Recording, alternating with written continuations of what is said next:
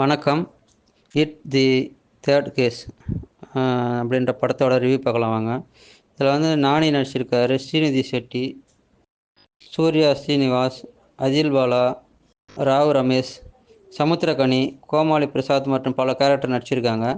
படம் வந்து பார்த்தீங்கன்னாக்கா ஒரு 2.5 மணி நேரம் படம் வந்து பார்த்தீங்கன்னா ஒரு ஆக்ஷன் த்ரில்லிங்கான ஒரு படமாக வந்து நானிக்கு இந்த படம் இருக்குது. ஏன்னா படம் ஆரம்பிச்சிலேருந்தே வந்து எண்டு வரைக்குமே பார்த்தீங்கன்னா பயங்கரமான ஃபைட்டு, ரத்த கலரியாக தான் படம் இருக்குது.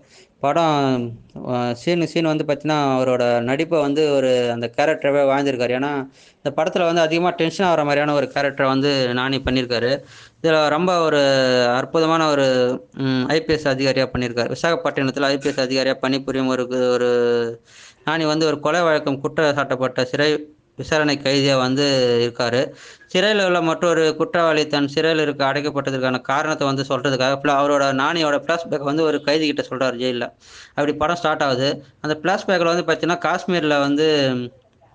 காஷ்மீர் வந்து ஒரு இது பணிபுரியும் போது வந்து ஒரு நடந்த கொலையை பற்றி அவர்கிட்ட சொல்கிறார். அந்த கொலை வழக்கு வந்து பார்த்தீங்கன்னா ஒரே மாதிரியான கொலை, ஒரே மாதிரியான கழுத்தில் ஒரே மாதிரியாக அறுக்கப்பட்டு ஒரே மாதிரியான கொலை நடக்கும். அது வந்து பார்த்தீங்கன்னாக்கா பீகார், குஜராத், அருணாச்சல பிரதேஷ் போன்ற மாநிலங்களில் வந்து பார்த்தீங்கன்னா ஒரே மாதிரியாக கொலை நடந்திருக்கும். அதை வந்து விசாரணை மேற்கொள்வார் நானி.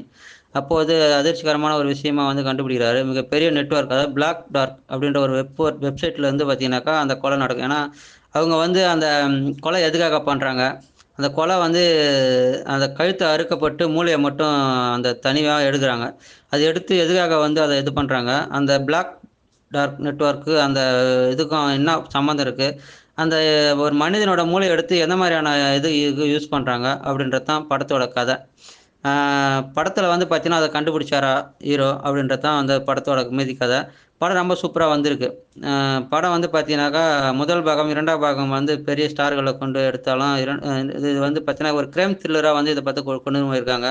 படம் வந்து ரொம்ப சூப்பராக வந்து த்ரில்லிங்காக இருக்குது. அதாவது ஒவ்வொரு சீனுமே வந்து பார்த்தீங்கன்னாக்கா அந்த த்ரில்லிங்கான கொலை பண்ணுறது, அதுக்கப்புறமா வந்து மர்டர் பண்ணுறது, அதுக்கப்புறம் வந்து அந்த போலீஸ்க்கு வந்து எதுவுமே எவிடன்ஸ் கிடைக்காம அதை வந்து வீடியோ எடுத்து அந்த வெப்சைட்டுக்கு வந்து அப்லோட் பண்ணுவாங்க. அதாவது அந்த வெப்சைட்டில் மெம்பர் ஆகணும்னா, டார்க் நெட் வெப்சைட்டில் வந்து மெம்பர் ஆகணும்னா வந்து 2 கொலை பண்ணி அதில் அப்லோட் பண்ணால் தான் அந்த மூளை அவங்க சொல்கிற மாதிரியான அந்த உடல் பாகங்களை கூறுகளை எடுத்துன்னு போய் இது பண்ணும்போது தான் ப்ரிசர்வ் பண்ணி அவங்களுக்கு சொல்கிற அதுக்கு எடுத்துன்னு போய் அவங்க வந்து வருஷத்துக்கு ஒரு டைம் மீட் பண்ணுற மாதிரியான ஒரு பிளான் இது பண்ணுவாங்க. அவங்க அந்த மனிதர்களோட அந்த உடல் கூறை வந்து எடுத்துன்னு போயிட்டு என்ன பண்ணுவாங்க அப்படின்றதெல்லாம் வந்து படத்தில் வந்து ரொம்ப சூப்பராக சொல்லியிருக்காங்க.